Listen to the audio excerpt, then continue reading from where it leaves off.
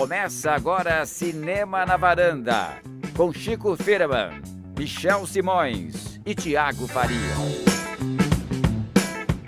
Varandeiras e varandeiros, começando o Cinema na Varanda, eu sou o Michel Simões, episódio de hoje número 142, não perca a conta, Chico Firman. 142. É muito episódio, hein? É muito episódio. Aproveitando, conte o título dessa semana, por favor. Que eu não consegui até agora decorar. Ela é uma reversão de uma grande frase do nosso grande Glauber Rocha. E ela se chama Uma câmera na mão e uma ideia na cabeça. Por que que tem esse... Thiago Faria. Chico, essa referência a Glauber é porque a gente vai falar de um filme brasileiro, é isso? Também. Que tem a ver com câmera. Que tem a ver com câmera ideia. na mão, mas dentro de celulares. Exatamente. É isso. Muito bem. O filme brasileiro da semana é Ferrugem, vencedor do Festival de Gramado. Exato. Nosso tema hoje. Mas, além de Ferrugem, a gente vai falar sobre um clássico da Cinemateca da Varanda. Muito bem, escolhido pelos nossos ouvintes. Exatamente. Psicose, Hitchcock na Varanda de novo. Vamos debater os dois filmes, né, Cris? Exatamente. Tá preparada para falar de dois filmes que têm uma certa semelhança, que vamos comentar daqui a pouco? Oh, God. Não tem uma grande semelhança? E aí, a gente vai dar spoiler, gente? É uma dúvida cruel, né? Oh, God. Vamos conseguir fazer o milagre de falar... Acho que não. Psicose vale spoilers, porque já passou Não, na tela quente. Psicose passou no celular, inclusive. Mas eu acho que não dá pra discutir muito o Ferrugem sem dar spoilers, porque é até legal que as pessoas assistam primeiro o filme pra poder ouvir a nossa conversa, porque, enfim, né, tá na essência da discussão, eu acho que Thiago Faria, como comentar a segunda parte sem falar do que acontece na primeira? Eu acho que tem que dar spoiler. Muito bem, então... Eu acho que esse deveria ser o título do podcast. Como comentar o que acontece na segunda parte sem... É um título um pouco grande, mas eu acho válido. Vale, inclusive, para os dois filmes, né? Essa é a semelhança que eu quis colocar. É, uma boa semelhança. São dois filmes aí que o spoiler acaba estragando tudo. Tudo, é verdade. Então, se você não viu o Ferrugem, e se Larga você não esse viu podcast nesse momento. Se você não viu Psicose, larga esse podcast. Mas antes de tudo tem aquele momento, né? Tem um momento que a gente canta. E o Thiago encanta. O cantinho do ouvinte. Com o Thiago Faria. Cantinho do ouvinte, vocês sabem como funciona, é só deixar comentários no nosso blog, cinemanavaranda.com. Na semana passada falamos sobre filmes brasileiros, sobre o Brasil no Oscar, sobre Benzinho, e nossos ouvintes deixaram comentários inspirados sobre esse assunto, viu? O Ricardo Rocha, ele comentou... Aquele zagueiro, jogador da seleção, não? Não sei, Michel. Foi só uma brincadeirinha. Não sei. Ele tá sempre lá no Facebook. Ele fez o seguinte... Ele é um dos primeiros que curte as publicações da Varanda. Ele lembrou de quando ele tinha 9 ou 10 anos de idade e a Globo exibiu Central do Brasil pela primeira vez. Era um evento, aquele filme sendo exibido depois de ter concorrido ao Oscar e depois de ter provocado toda a comoção que ele provocou. Minha família inteira se reuniu em frente à TV para vermos o filme. Foi uma experiência arrebatadora, nocauteou diretamente o meu estômago e, ao final da sessão, estávamos todos aos prantos. Olha aí, Cris. Eu lembro que não parava de chorar e meu pai teve que brigar comigo para eu parar de chorar, pois não estava deixando ninguém dormir. Então as pessoas queriam dormir, mas ele chorava e ninguém conseguia dormir. Essa é a única lembrança que tenho da minha família toda se reunindo para assistir a um filme nacional. E da forma como todos nós nos envolvemos com aquela história. Então, a partir daí, ele disse que passou a amar muito o cinema nacional. Ele fica feliz quando a gente fala sobre nossos filmes. E fica muito triste quando vê muita gente julgando com certo preconceito o cinema nacional, como se tudo fosse comédia escrachada da Globo, porque, infelizmente, o que chega ao grande público é esse tipo de filmes, filmes da Globo. Aí ele cita filmes como Califórnia, que ele viu 2 vezes no cinema, Antes que o Mundo Acabe, Casa Grande, Nina, e termina dizendo que o preconceito com o nosso cinema ainda é grande, persistente, mas há muito filme a ser descoberto. Muito bom, excelente Com comentário. certeza, Ficamos muito felizes aí de saber que nossos ouvintes apoiando o cinema nacional, que nós estamos sempre trazendo, que não deixamos escapar não, porque acho que é muito importante. E o cinema brasileiro ele é muito grande, né? Ele se produz muito filme no Brasil e tem muito filme diferente. Então tem filme que atende todo tipo de público. É só ter um pouco mais de... Tudo bem que as distribuidoras não facilitam tanto, o circuito não facilita tanto, as produtoras também não facilitam tanto. Na verdade, ninguém facilita muito, mas os filmes estão aí, dá pra ver inclusive no Now, dá pra ver no Netflix, tem filmes Canal disponíveis. Brasil, tem 1001, mas tem já... Não, 1001 é um filme brasileiro, mas é muito ruim. Desculpa, eu não conheço. Mas tem sessões mais em conta, como a sessão vitrine, quer dizer... Sim. Tem várias... É só sair da zona de conforto. Exatamente, tem várias formas. Seria esse comentário um prenúncio da Cinemateca da Varanda desse mês que nós vamos lançar hoje? Aguardem. Ficou um Ainda clima de nessa- suspense. O nosso ainda mestre nessa do edição. suspense, Hoje não é Michel o mestre do Simões. suspense, nós vamos falar, então... Leonardo Aquino, ele deu aqui uma solução o para Hitchcock. o grande problema, nosso Mitchcock Simões. Ele gosta de fazer suspense, né, Chico? Eu tenho reparado isso. Ele adora, né? Adora. Muito. Pra manter a audiência rotativa. E eu né, não sei isso? se você tem essa impressão, mas ele gosta de fazer suspense, não avisando a gente, joga o suspense pra gente fazer e a gente tem que Então, olha, se tocar, a o que estratégia tem dele que é manter a audiência dentro do podcast Exatamente. com os integrantes do podcast. Tem Quem que- tá fora que se acontece exploda. isso Ele quer muito, audiência Tem que nossa. manter vocês interessados. Legal, É. maravilha. Perfeito, Michel. Ótima estratégia. Leonardo Aquino Tá tendo Facebook os filmes já do Cinemateca da Varanda. ele deu uma solução pro Brasil ganhar o Oscar. Opa. Ele disse que veio, na verdade, do Cabo Daciolo, nosso querido político. Maravilhoso. Nosso guru cinematográfico. Grande Cabo Daciolo. Ele disse que a solução é formar a Ursal. Se a ideia é vingar, o Brasil já vira o ano com 3 Oscars retroativos e ainda como atual dono da estatueta de filme estrangeiro. Isso sem falar na hegemonia do prêmio de melhor direção da Cara, década. fantástica a ideia. Já temos fantástica. feito, né? Já O temos salto tá um feita. candidato ao fora prêmio Rick Miura. que a quantidade de filmes, né, multiplica-se, né? A quantidade e de filmes vira uma produzidos. diversidade grande, Sensacional, incrível. perfeita ideia, maravilhosa. Uma mulher fantástica seria Seria brasileiro, Sal, Ursaleiro. Seria o Saleiro. É. Eu achei incrível essa ideia. O Carlos Lira tem outra sugestão para o Brasil ganhar o Oscar. Ele diz que o cinema brasileiro parece muitas vezes imitar o cinema europeu sem a devida qualidade. Por outras vezes, ele tenta imitar o cinema dos Estados Unidos sem a mesma qualidade. Ele fala que uma coisa que chama a atenção é que o Brasil mantém uma relação de dependência por reconhecimento. E isso atrapalha o nosso cinema. Mas que o avanço é inegável. Talvez a criação de um prêmio sul-americano fizesse o cinema do continente disparar. O que vocês acham Mas disso? já tem Existe filme. esse prêmio, eu assisti o último ano. Aliás, assisti metade, porque é insuportável. Mas que prêmio é esse? É Premiação. um Tem Grammy o prêmio Latino? Fênix, que é um prêmio para o cinema sul-americano, Prêmio do Fênix? México ao... existe há uns 4 anos, eu acho. É, Saindo, inclusive, Foi no os México a última, pré-indicados. inclusive. E tem o prêmio... Como é o nome daquele outro? O prêmio Platino. não, foi o Platino que eu assisti, que foi no ele México. engloba, na verdade, o cinema ibero-americano. Então tem Portugal, Espanha e América Latina. e toda a América Latina. Existem esses 2 prêmios que são recentes, assim, tem 4 anos, 5 anos, 6 anos no máximo. E... sei lá, eu vi a lista de filmes pré-indicados, porque sai uma lista de pré-indicados de cada país para o Prêmio Fênix, por exemplo. Tem poucos filmes brasileiros poucos não, tem bastante em relação aos outros, mas assim, aí são poucos em relação à nossa produção. Eu não sei exatamente quais são os critérios, porque tem filmes que passam em festivais, tem filmes que já chegaram em circuito, então é um negócio meio esquisito. Eu assisti ano passado porque passou no Canal Brasil a premiação. E dos indicados a melhor filme não tinha nenhum brasileiro, por mais que pudesse ter de Brasil ou de Portugal. Mas eu achei a festa brega, bem querendo ser popular, assim, não me agradou. Não foi pelo lado artístico E tem da aquele qualidade. problema de um prêmio sul-americano vai muito privilegiar os filmes em espanhol, porque o Brasil é o único país que não fala espanhol, né?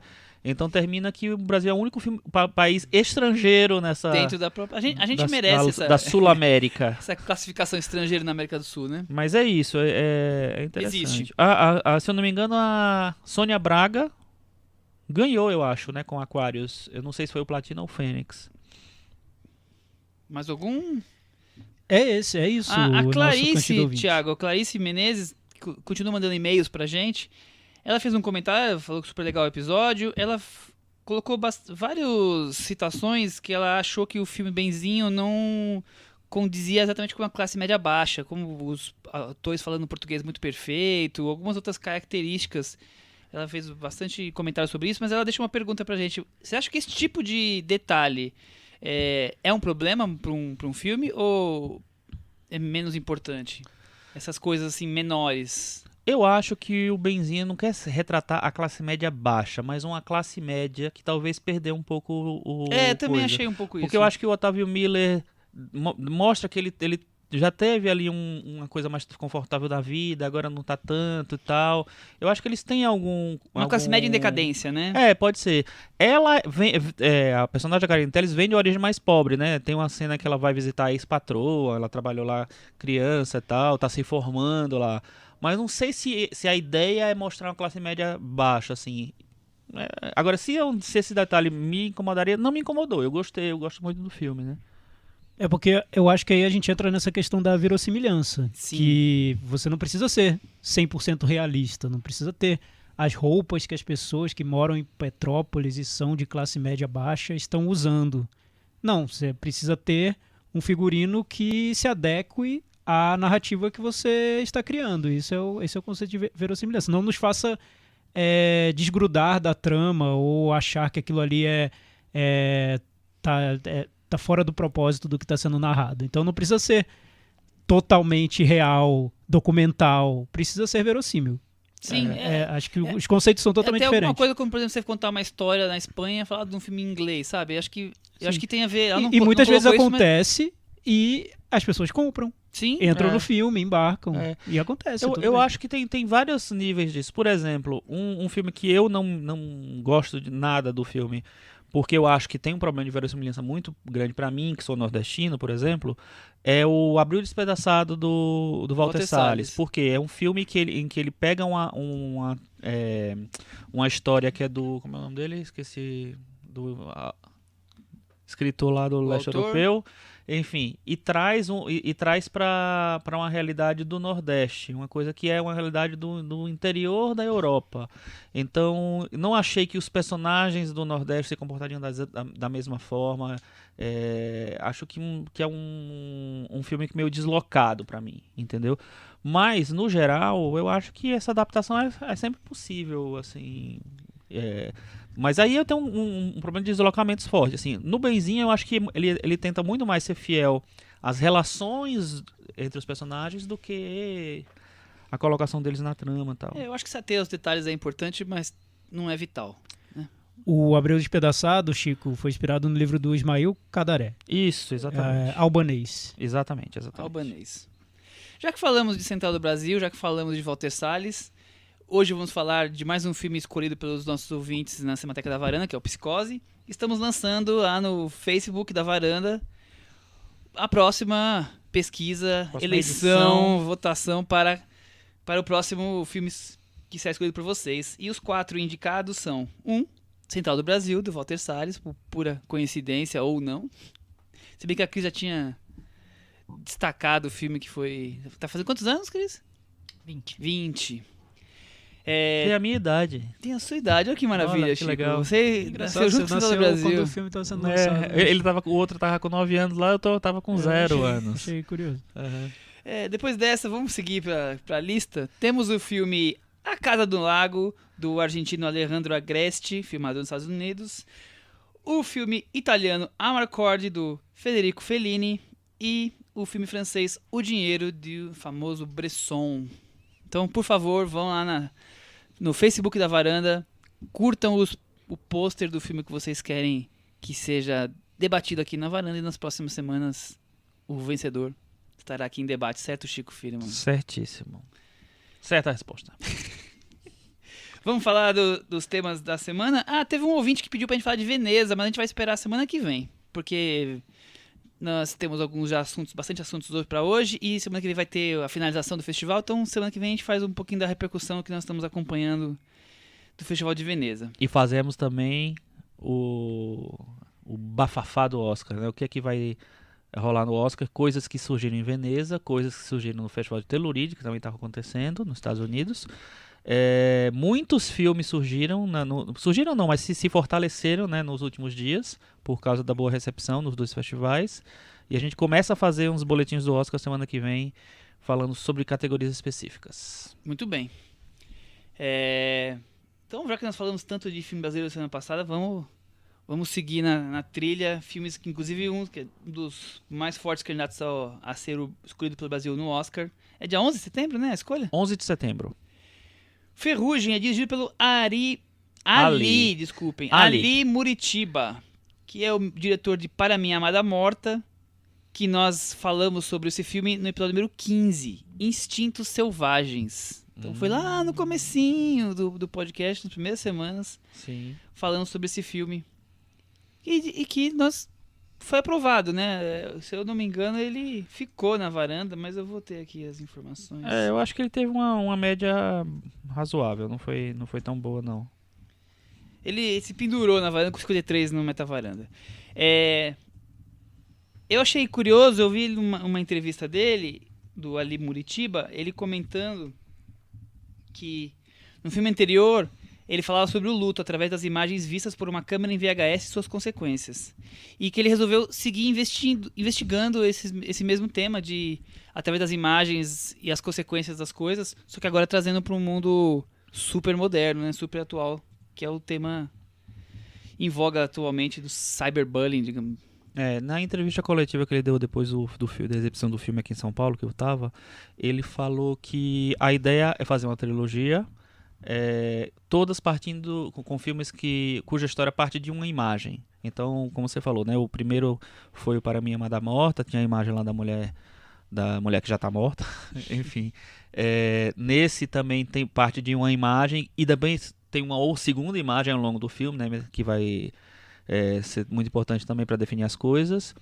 E o terceiro ele falou que acho que já vai começar a filmar o ano que vem. Então, para ele, a ideia é meio que investigar o poder de uma imagem específica e o que ela pode provocar, as consequências que ela pode trazer. Muito bem, vamos para a sinopse para a gente começar a debater. A história da adolescente Tati. Tiffany Dopke. Olha que nome curioso dela, né? Curioso. Cuja vida vira um pesadelo quando algo muito pessoal acaba compartilhado num grupo de WhatsApp da escola. Que problema, grupo de WhatsApp, né, gente? Sempre dá problema. Vamos sair de todos os grupos Thiago de WhatsApp. Faria, é coisa do coisa ruim o grupo do WhatsApp? O interessante é que o Michel deu uma sinopse bem misteriosa e a gente agora vai abrir todos os segredos do filme. Né? Como eu não tinha Então, certeza tudo bem. quando eu fiz a sinopse nós íamos falar de spoilers ou não, eu evitei todos os spoilers. Vamos só reforçar, assim, a gente resolveu falar sobre o filme com spoilers. Até metade, né? Não vai ter o fim os spoilers, né? Não vamos contar até o final do filme. Ou vamos?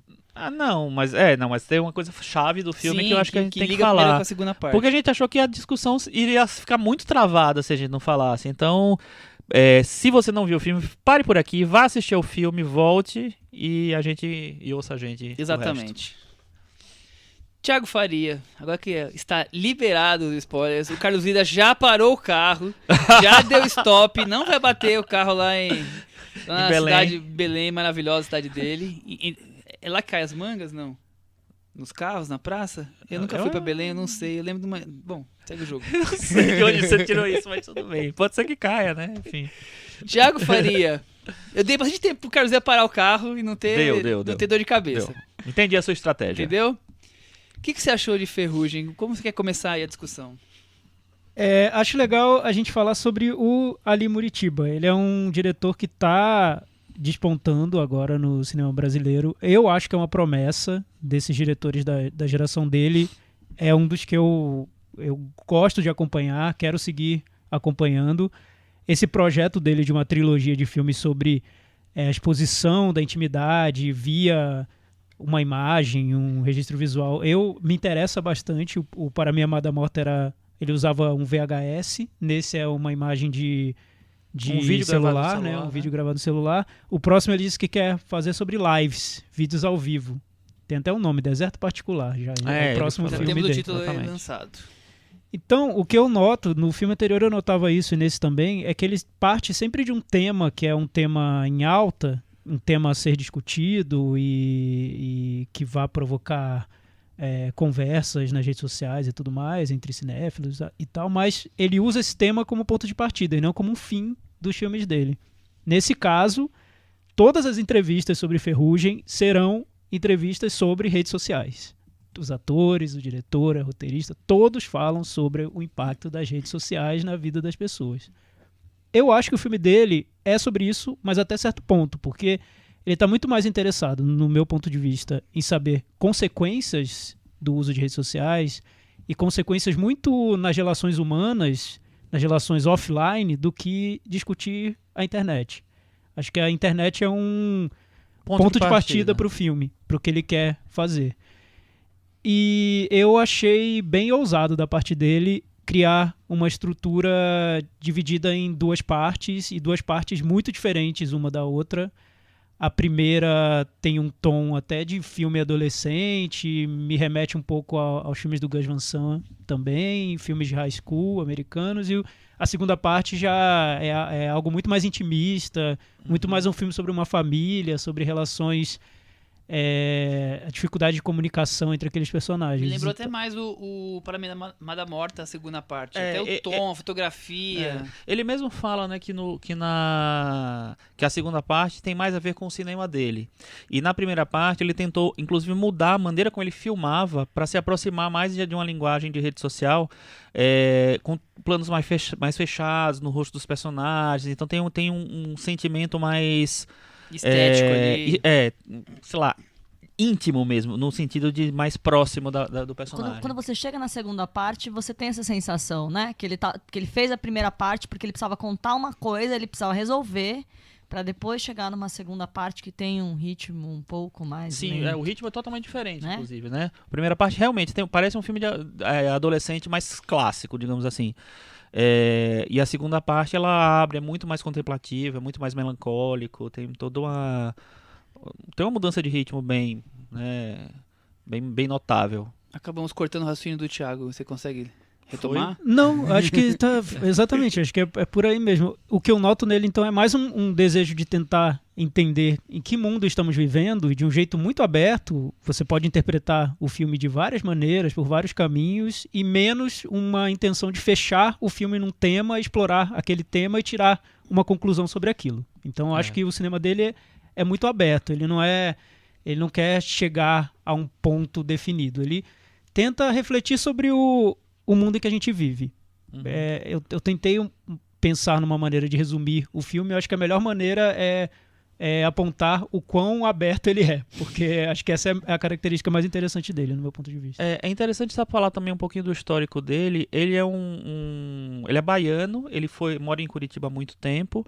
Ele foi durante um bom tempo agente de penitenciário, ele fez inclusive alguns filmes sobre isso. Tem mais de um, na verdade.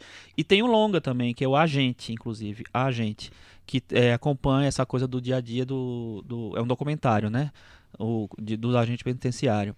E paralelamente a isso, eu nem sabia, ele falou na entrevista que ele também era professor de uma escola de adolescentes, uma turma de adolescentes, numa escola de classe média alta de Curitiba.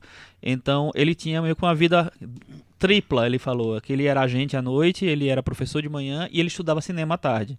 Então tem essa formação. É um guerreiro, assim, né?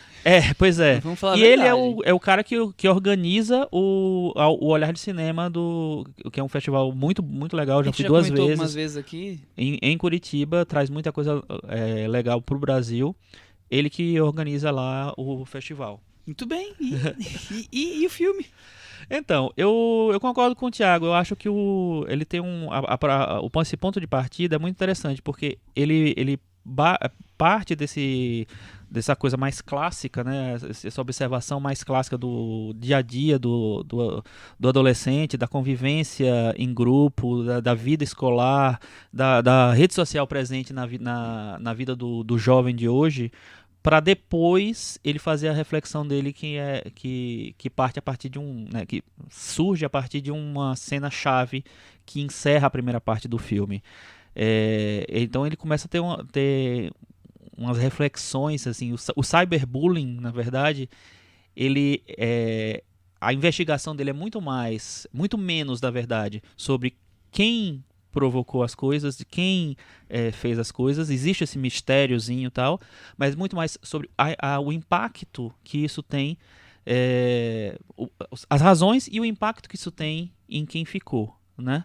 O filme, na verdade, vamos abrir assim, ele trata de suicídio jovem, que é um assunto que está sendo muito forte nos últimos tempos, por causa dos dados que tem mostrado que tem acontecido cada vez mais, e por causa dessa coisa do suicídio impulsionado pela internet, pela rede social, por grupos que se formam ali, que terminam o suicídio como consequência de um bullying. Exatamente. Perde o controle para a pessoa. Exatamente. A gente até tem um filme que estreou também essa semana que também trata disso, que é o Yonlu. É muita coincidência, né? É baseado na história de um cantor de 16 anos que se matou no sul do país, não lembro se é Porto Alegre, acho que é Porto Alegre. E aí esse filme também, o filme do Ali Muritiba, ele traz a morte da protagonista no meio do filme, como o mote para exatamente o que ele quer falar depois, né? Que é tipo assim, a repercussão nas pessoas que ficaram, como um ato tão, sei lá, tão forte, né? Inclusive na frente de uma câmera de segurança, tem impacto nas pessoas que ficaram.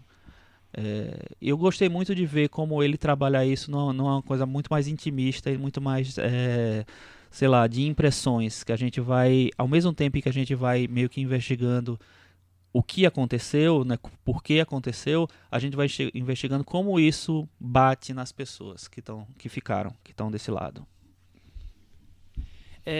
Cris, curioso, né, nós falamos tanto semana passada de filmes possíveis brasileiros indicados ao Oscar, e nós temos um filme que tem um pouco do Yonlu que o Chico comentou, que é um dos 22 da lista, e de Aos Teus Olhos, que é um filme que a gente já comentou aqui essa semana. Verdade. Quer dizer, essa coisa do suicídio e essa coisa da superexposição nas redes sociais é uma coisa que tem que ser debatida, né? O cinema tá trazendo um assunto que precisa ser colocado em pauta, né? Eu acho que cada vez mais. Eu tava, inclusive, semana passada eu falei do filme da Vietnamita? Vietnamita, da Netflix, e ele é um filme totalmente bobinho, né? De adolescente, até ele chega a flertar com essa coisa das redes sociais, de vazar um vídeo, uma imagem que você não quer e tal, mas de uma maneira muito mais rápida e totalmente leve. Mas Qual acho o nome do filme? Para todos os garotos que amei, né? Para todos os garotos que amei. E é um desses filmes que se passa em colégio, num espírito com Amor Simon, assim. Uhum.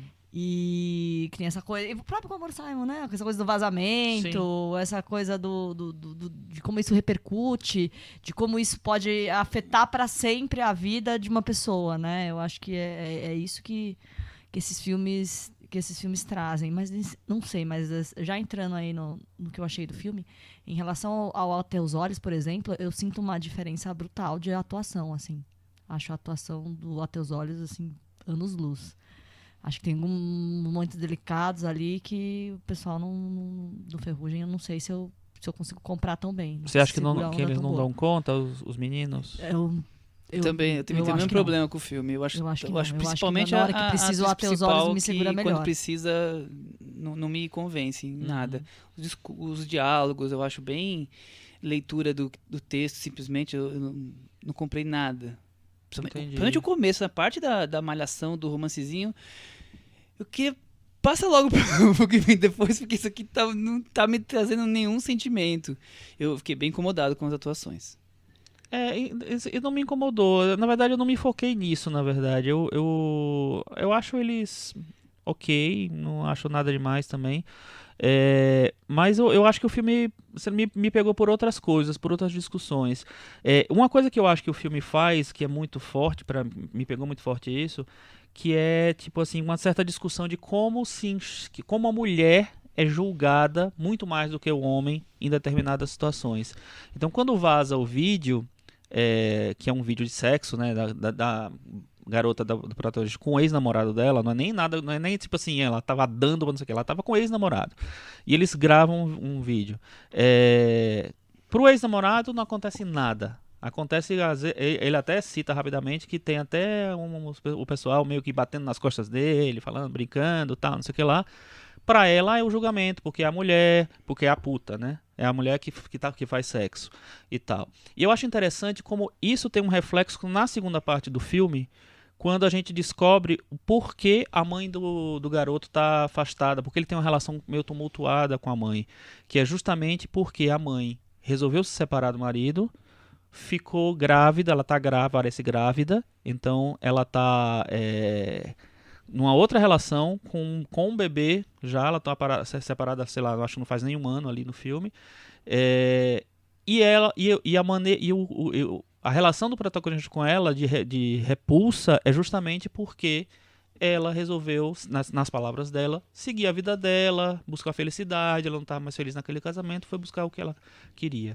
Então, para mim, tem uma relação muito forte entre o que acontece com a garota no começo do filme e a relação que o protagonista tem com a mãe na segunda parte do filme. Mas é uma outra coisa que eu vou pedir pro Thiago falar, é uma outra coisa que também não gostei tanto no filme. Eu espero um filme sobre as consequências, como está ocorrendo, e de repente o filme acaba partindo para uma relação de outras pessoas, que são por acaso os pais do menino, que é o outro menino envolvido nessa história. Eu achei que a coisa foi se desprendendo de uma forma que não dizia muito a mim, ao meu interesse no que estava realmente de consequência naquele garoto. Pra mim a coisa tava... De repente sai o foco, o garoto se torna, não vou dizer coadjuvante, mas ele divide o protagonismo da segunda parte com os pais numa família meio destrambelhada que pouco está, pra mim, ajudando a questão do bullying, a questão do suicídio adolescente, a todos esses temas. E aí, Thiago? Eu concordo muito com o que o Chico falou, e até aconteceu uma situação engraçada no fim da sessão do filme. Eu saí do filme me sentindo muito incomodado, mas sem saber explicar até o que eu tinha pensado sobre o filme, se eu tinha gostado, se eu não tinha gostado, enfim. E eu fui ver o filme com a Ale Marucci. Ela devia estar aqui, porque eu acho que o argumento dela pro filme é muito bom. E ela também saiu incomodada, a primeira impressão dela foi que não sabia nem se tinha achado o filme interessante ou não, mas depois ela conseguiu expressar uma raiva muito grande com o que o filme mostrava. E conversando sobre o filme, a gente conversou muito, a conclusão dela foi exatamente essa a que o Chico chegou, de que o filme inteiro é muito sobre a condição da mulher nos dias de hoje, principalmente da mulher adolescente, e depois ele transfere isso para uma mulher um pouco mais velha, para mostrar que essa condição é mais ampla, esse tema é mais complexo, mostrando que a mulher, apesar dos avanços tecnológicos e de tudo que a gente conseguiu nos dias de hoje, ainda é vítima, ainda é tratada de uma maneira com um julgamento muito agressivo pela sociedade, da maneira como isso acontecia há muitos anos. Há décadas igual. Sim. Você tem no filme uma adolescente que é julgada e condenada porque apareceu num vídeo transando com o namorado, enquanto pro namorado tanto Garanhão. faz. Ele até reclama ali com ela, tão me zoando por causa do pinto pequeno, mas tudo bem, segue o jogo, tudo bem. Pra ela é um inferno, ela não consegue nem contar pros pais. Quando ela tenta contar para as amigas já estão ali recebendo o telefonema dos namorados pedindo para elas se afastarem da garota, cuidem aí da sua vida, essa garota é uma má influência. E quando o filme vai para a segunda parte, é a mãe do garoto que é a única pessoa ali que tá grávida, tá sendo excluída daquele círculo familiar porque ela decidiu seguir a vida dela, é julgada e condenada por isso, e é a única pessoa no filme que vai tentar dar uma certa responsabilidade, um peso de responsabilidade para o filho, que por outro lado está sendo cercado, encastelado por uma rede de proteção masculina, que vem do pai, que prefere que ele fique isolado de tudo e não assuma a culpa dele no que aconteceu, o primo, que é um irresponsável, mas tudo bem, porque o homem tudo bem ser responsável, e já segue esqueci, o jogo. né? E vamos bola pra frente. Então, quando você interpreta o filme por esse viés, tudo faz sentido. Faz sentido a oposição entre as partes, a tragédia da menina espelhada no drama da mãe do garoto, e também até o fato do personagem do garoto ser opaco, e aí eu acho que a atuação pode incomodar, porque é um personagem que você não consegue Tirar nem quase- entrar no sentir psicológico sentimento nenhum, dele, também faz sentido, porque é um personagem que tá ali num terreno entre o mundo dos homens, que quer protegê-lo, e entre o mundo das mulheres, no caso representado pela mãe, que quer mostrar pra ele que ele tem que arcar com a responsabilidade dele, tem que fazer valer as ações que ele cometeu. Então, por esse viés, eu acho que é um filme ainda mais urgente do que um filme sobre a internet. simplesmente. O que eu acho, eu entendi o que incomodou você, Michel, mas pra mim o efeito foi contrário, porque eu achei que ele foi ampliando, ele foi trazendo novas camadas, que assim que eu vi o filme, poxa, que legal, ele conseguiu entrar em outros assuntos, levou pra outras coisas, mas na verdade pra mim, depois eu pensando no filme, pra mim é o mesmo assunto, ele tá explicando o comportamento de um personagem ali, tá explicando a partir da percepção que o personagem tem de determinada situação, que é tipo, a mulher não pode. Então eu acho que tem muito. Tá tudo muito casado. Como o filme tem duas partes muito diferentes entre si, na maneira de filmar, Inclusive, ele no coisa. Tem a divisão, né? Literalmente, assim, eu acho que talvez não fique tão amarrado de uma maneira, sei lá, que funcione geral pra todo mundo, não sei. Pra mim funcionou muito mais pensando depois. Eu gostei, na verdade, do filme na hora que eu vi, mas assim, pensando depois, eu acho que ele ficou mais forte. As coisas, como o Thiago falou, fizeram mais sentido. E pra mim, quando ele lança, teoricamente, essas outras coisas, tem uma outra família ali, vamos explicar quem é aquele personagem, vamos explicar por que aquele personagem tomou as decisões que ele tomou, que sentimentos ele tinha, que incômodos ele tinha ali, que fizeram ele se vingar de alguém. Então eu acho que na verdade o filme está todo casado. Um formato diferente mesmo, né? Mas eu acho que sei lá, que não sei se ele tergiversou ali, foi para outros assuntos. Eu acho que os outros assuntos estão todos meio que concatenados ali.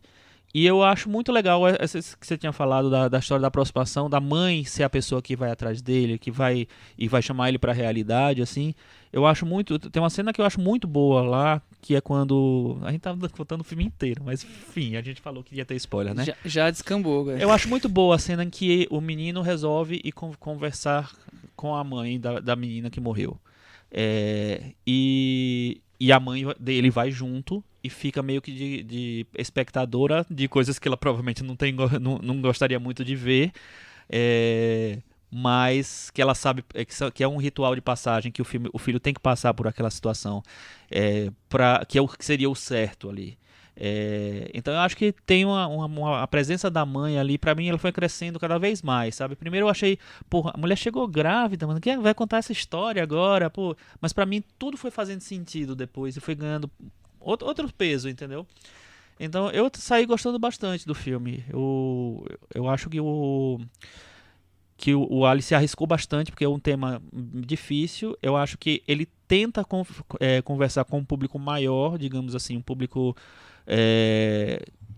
que está interessado nesses temas mais adolescentes, ao mesmo tempo em que ele está fazendo... Ele até brincou, ele falou assim, eu fiz um filme Sessão da Tarde. Que foi tipo assim, eu fiz um filme para toda a família, mas assim, para toda a família conversar sobre ele, entendeu? Sim, eu acho que é fato. Sim. Mas o que eu acho ousado no filme é que ele te leva para um lugar para onde você nem sabia que iria e que talvez você não quisesse ir. Então eu entendo a frustração do Michel de ver um filme sobre um suicídio de uma garota provocada pelo bullying virtual e o filme pelo bullying via internet, e o filme quebra na segunda parte e vai falar sobre relações familiares, sobre a responsabilidade de cada um, sobre a responsabilidade da família, sobre como encarar essa situação, porque no caso de um crime provocado por bullying, se o autor do bullying pode ser invisível, né? Pode nunca aparecer. E eu não sei se a polícia vai ficar querendo investigar ad eterno um crime de bullying. Até porque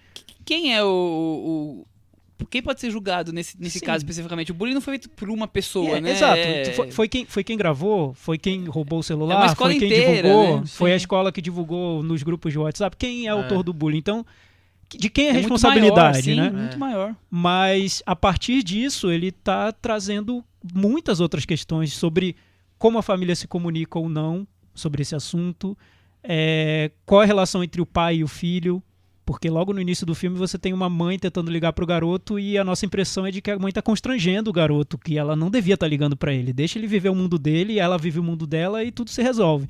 E aí o filme vai desatando esse nó até mostrar que esses mundos estão conectados, né? E tem que estar conectados de alguma maneira. O pai tem responsabilidade sobre o filho tem que prestar contas pro pai. Isso não muda na nossa sociedade, só que talvez a internet, as redes sociais provoquem a impressão de que isso mudou, de que o filho está na bolha dele e os pais não podem se meter nisso.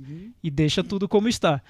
O filme, acho que ele vai muito além do que seria um filme sobre bullying, do que seria um 30 Reasons Why, que é simplesmente a série que é inevitável falar sobre ela. Não comentar. Não comentar quando a gente trata desse assunto. Mas o 30 Reasons Why era uma série sobre uma garota que sofria bullying e queria se vingar de todos que foram os autores desse bullying. Enfim, todo mundo que a submeteu a uma situação ruim. Então a série fecha nesse tema. O filme, eu acho que ele vai muito discutir relações familiares, o papel do homem, o papel da mulher, como é diferente para cada um. Se você for refletir sobre o filme depois, você vai ver que os personagens masculinos são retratados de uma maneira até cruel mesmo. Eles são quase incapazes, né? E não conseguem lidar com situações. O pai ali. professor é um banana. E acho que uma das coisas mais interessantes é vender o personagem masculino mais forte dos adultos dessa forma, porque eu vejo grande parte dos homens da nossa sociedade agindo de uma forma parecida com aquela. Eu vejo Posso também. imaginar muito facilmente. Porque essa questão do ciclo de proteção masculino é muito presente na nossa sociedade. Sim, e o filme retrata isso, eu acho, de um jeito muito bom. Assim, é realista mesmo, porque a primeira providência que o pai toma quando descobre que o filho se meteu numa situação criminosa é isolá-lo numa casinha na praia e esperar a poeira baixar. E apagar as provas, né? E sumir com Vem as aqui provas. esquecer, filho. E é interessante colocar o pai, que é o professor do filho e da menina, e é um pai carinhoso, o pai presente, o pai que ficou cuidando da família, ficou com a família, na verdade, enquanto a mãe saiu. Então tem uma virada, essa virada da segunda parte, quando chega o personagem da mãe e coloca os personagens nos lugares onde eles estariam mesmo, de verdade, e que a gente ainda não, a gente tá achando que cada um tá num lugar diferente ali. As coisas ficam mais organizadas depois. Aí eu acho que o filme dá uma mudada crucial, assim. A comparação com 30 Reasons Why é engraçada porque o Ali respondeu essa pergunta na coletiva, né? Eu acho que no vídeo que eu mandei tinha falando isso, né? Ele fala assim, olha, ele falou que a menina, a Tiffany, né, a atriz, falou assim, nossa, acabei de ver uma série que é sobre exatamente o nosso filme. Mandou pra ele foi assistiu e falou, não tem nada a ver com o meu filme, é outra coisa. É uma outra maneira de encarar. Ele falou, o filme não foi tão bem recebido, né, quando passou em Sundance, não teve uma repercussão tão grande. Ele falou que teve uma mulher que chegou pra ele, depois de ver a sessão, ele falou assim, nossa, obrigado por ter feito esse filme, porque se fosse um filme americano, as coisas iam ser muito diferentes. A menina ia pegar aquela arma e ela ia matar os coleguinhas na escola, ia ser uma outra discussão. E aí, quando ela vai, né, e tira a própria vida, na frente da câmera e tal, aí eu acho que ele segue por uma outra proposta, uma coisa mais intimista, de uma repercussão mais no personagem que fica e tal, sei lá, vira outra coisa. Eu ouvindo vocês aqui, eu fico realmente me levantando como o cinema é maravilhoso, né? Porque vimos todos o mesmo filme e temos visões e opiniões tão diferentes sobre exatamente a mesma coisa, né? Vocês estão aqui levantando o quão bem tramado é a questão de envolver família com essa questão toda, e eu vejo pontos parecidos e pergunto por que eu acho que é tão torto, tão interessante para ele usar, que nem, por exemplo, a menina na primeira parte da história não existe em nenhum momento a família dela. Quer dizer, uma situação tão grave como aquela, a família dela não existe, só existe a parte das amigas. Quer dizer, eu acho que é muito fácil pro filme usar a desconstrução da menina sem ter ninguém ali apoiando ela. Mas a família existe, ela tá dormindo enquanto ela pega a arma. Então, mas dura uma semana, mais ou menos, os acontecimentos e a repercussão na escola, a diretoria, e nada, a família não é presente. Já na segunda parte, uma mãe tão forte como a dele demorou 9 meses para encontrar com o filho, ter esse encontro, uma mãe tão presente, tão sã. Eu fico me questionando. Mas eu não até acho que ponto ela é isso tão tudo. presente porque ela foi excluída da família. É, Então, e ela tentava partir o do contato momento, com ele desde o início do Eu filme. acho também. Exatamente, mas vocês acham que é realmente possível que o pai não forçasse o garoto a ter o encontro com a mãe para ter uma Eu acho conversa? super possível. Claro, Aí acho 9 super meses, possível. eu acho completamente Eu não. acho muito eu possível. com acho aquela mãe, aquele pai, eu não consigo Não, imaginar eu acho isso. completamente, porque é aquela coisa, primeiro que existe assim, a mãe tá tudo bem, ela tá tentando o tempo inteiro o contato com o filho, mas é aquela coisa do lugar da mulher, o lugar da mulher, assim, ela no fundo também se acha um pouco culpada, porque foi ela que decidiu sair. Sim, sim. Então assim, ela não vai forçar o encontro, eu não acho que ela vai forçar o encontro, ela tenta, ela conversar pra chegar numa coisa, tanto é que ela tem uma relação boa com a irmã do menino, com a filha. Elas conversam, a filha tá sabendo que ela tá grávida, a gente fica sabendo isso ao longo do filme. Eu acho que assim, e o pai, assim, por mais que ele seja o bonzinho, o cara compreensivo, o cara que não sei o que lá, ele tem um julgamento fodido dela, né? Um negócio terrível, assim. Eu acho que ele tá muito confortável com ele, tô aqui com a minha família, você fica aí do seu lado. Eu não acho que é difícil achar que a mãe foi excluída mesmo, né? Por isso que eu acho que o cinema tem essa coisa do subjetivo, porque pra mim são 2 pesos, 2 medidas. Ele escolhe o que é interessante pra ele contar a história. Mas acho E faz total, parte, mas acho total 2 pesos e 2 medidas, porque, enfim, você pode, por exemplo, achar o filme Aos Teus Olhos uma discussão mais profunda sobre bullying, e é um filme que, se você Que for passa em refletir branco pra sobre muita ele, gente. não fala sobre quase nada, né? É um professor, é o tema a especificamente. mãe tá irritada com o professor, cria um grupo de Facebook e acaba o filme. Sim. Né? A discussão não avança. O que eu noto nesse é que ele avança de um jeito que frustra quem tá vendo o filme, porque é como se ele trabalhasse com um estilo de provocar desequilíbrio. Ele não quer equilibrar nada. Não é o benzinho, ele não quer o equilíbrio, ele quer desequilíbrio. Ele quer, no momento em que você acha que o filme está indo para um caminho, ele te joga para outro. Eu senti muito isso na cena da discussão no carro, porque o filme todo tem uma cena no filme, para quem não viu, que é uma discussão entre o casal principal dentro de um carro. O filme todo é muito silencioso. O personagem principal do garoto, ele é silencioso, ele está ali, fala quase nada. ele é introspectivo mesmo. E o filme trabalha com silêncios, tem longas cenas, principalmente na segunda parte, quando o garoto está no litoral, então ele está vendo o mar, tem momentos silenciosos. Nessa cena do carro é um falatório que parece que virou outro filme. E virou outro filme faltando 15 minutos para terminar o filme. Parece o 10 do Kiarostami. Né? Então eu acho que ele está sempre desviando a trama para um lugar onde a gente não acha que ela vá e nos fazendo sentir frustração, entre outros sentimentos, porque você pode achar lindo para onde ele está nos levando, mas muito possivelmente você não vai achar, porque a gente está muito acostumado à estrutura do filme adolescente, das discussões sobre bullying, discussões sobre internet. Isso nos deixa num terreno ali tranquilo para achar que estamos seguros dentro do filme. E ele nos leva para outros lugares. E a segunda parte é a parte que eu acho que ele arrisca tudo, é tudo arriscado. Eu lembro do podcast passado que eu falei que me incomodava no Benzinho, que eu achava que era um filme que dentro do filme não arriscava. Ele seguia uma cartilha. Nesse é o oposto, ele arrisca tudo, absolutamente tudo. A cena do carro é um risco, podia ter dado super errado. A cena da resolução do mistério do filme, aquilo ali poderia ter sido feito, eu até acho que foi feito de um jeito não muito sutil, mas poderia ter sido tão pouco sutil que teria acabado todo o intimismo da segunda parte do filme. Então ele vai se desafiando ali de um jeito que me surpreendeu. Eu tava esperando mais malhação bullying, do que um filme mesmo, malhação cinema. Só no comecinho, né? E eu achei muito cinematográfico o que ele faz. Tem uma sequência da garota buscando a arma dos pais, que eu achei uma sequência cinema puro mesmo, assim, sem diálogo, só usando trilha e tudo muito no breu, e provoca uma angústia que é total. Eu acho que ele é um diretor feito já, é um dos nossos bons diretores, e por isso que eu acho que eu fico instigado a acompanhá-lo nos próximos filmes, porque eu acho que ele filma muito bem. A fotografia acho que é do Rui Poças. É do Rui Poças. A fotografia é muito boa. Você nota quando ele vai para a segunda parte do filme, o filme abre os planos do oceano, enfim, é tudo, E é tudo digital, muito sensível. Né?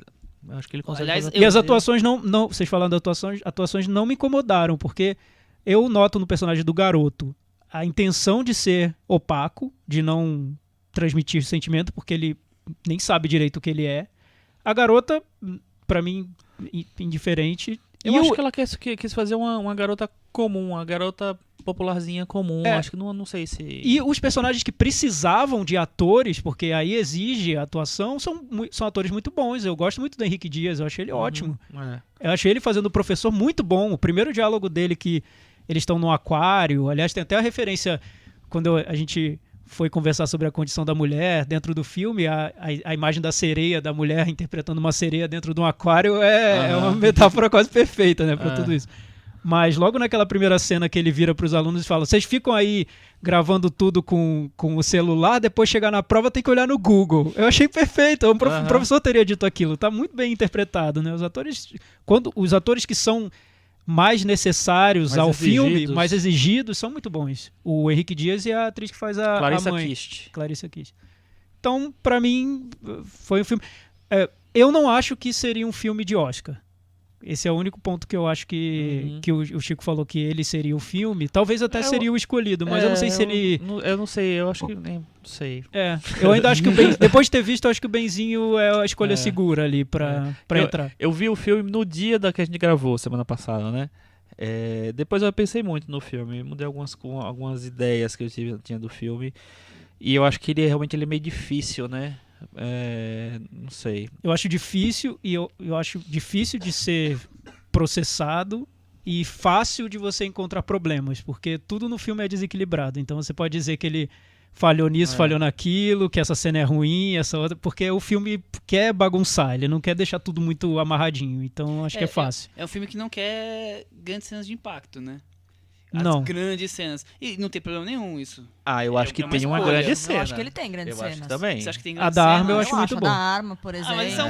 A do carro é uma tentativa de do uma carro grande cena. É Eu uma não acho que a tentativa da de arma uma seja grande uma cena grande no sentido cena. de... É a hora que ele vai fazendo, pra mim, um monte de atuação ruim, aí é na hora que ele vai puxar a atuação, é na hora do carro. O que eu entendi o que A você da quer arma dizer. eu acho uma grande cena. Não é um filme que se prende a esses por exemplo, momentos mais... Vocês vão detonar agora, mas os filmes do Michel Franco que tratam esse tipo de assunto, tem cenas que embrulham o estômago, que são nojentas.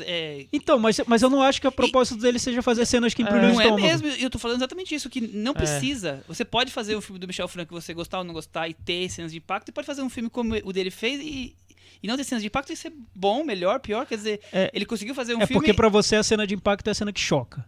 Isso quer dizer na parte da cena de choque. Mas Por você exemplo, não ficou chocado com a cena do suicídio? Não, porque tava no pôster já, né?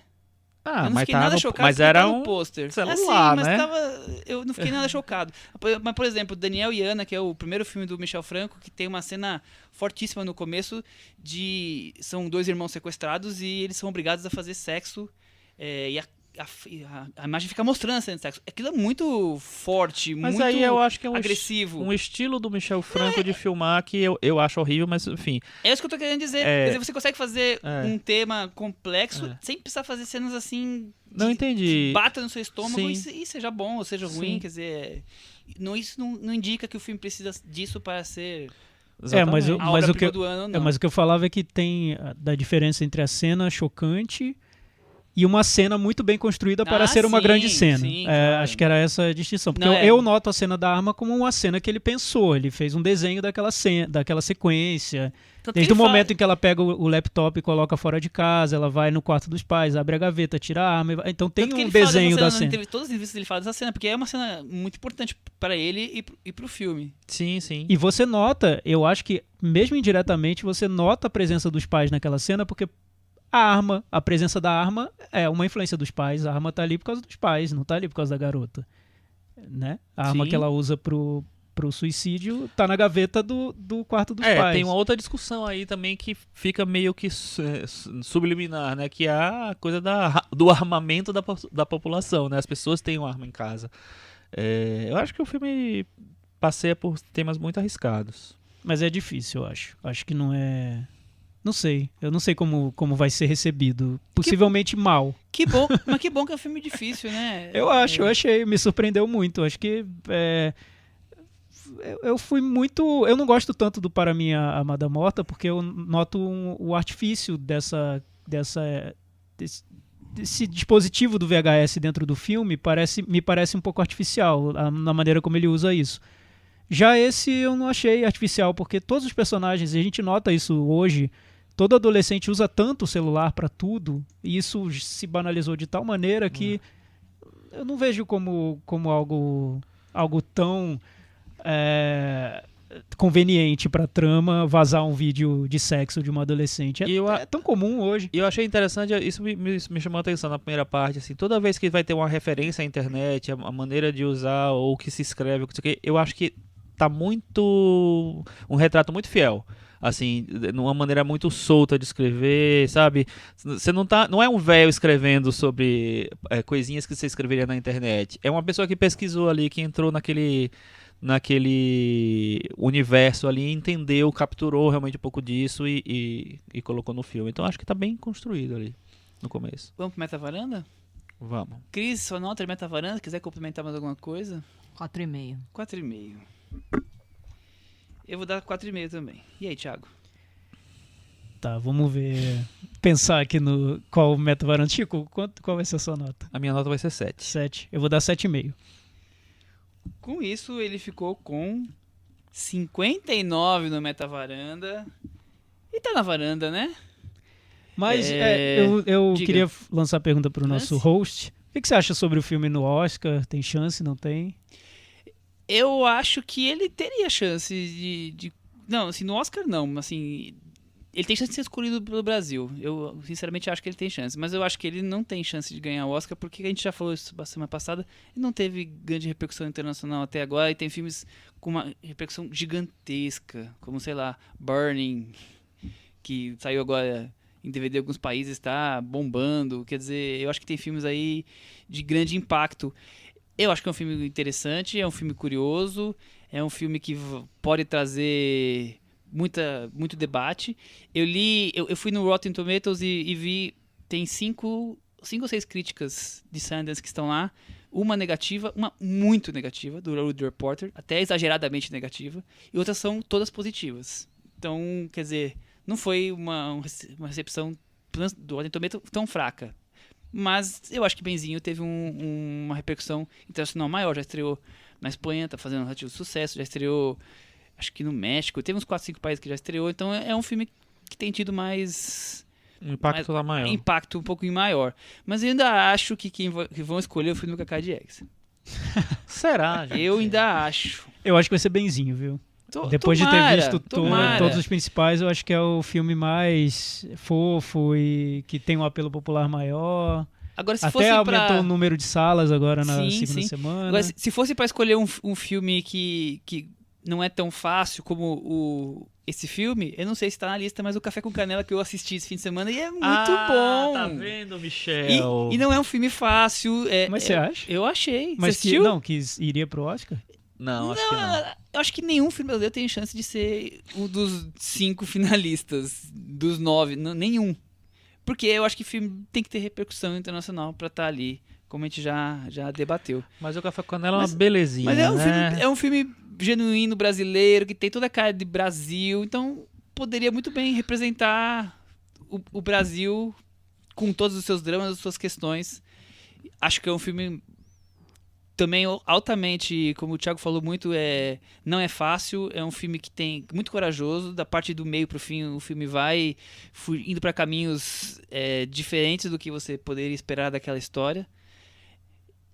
E pelo menos me comprou totalmente, eu fiquei amarrado no filme, principalmente na fase final. Mas são todos filmes que acho que mesmo aos teus olhos também acho que poderia ser o escolhido. São todos filmes que estão mais ou menos numa média.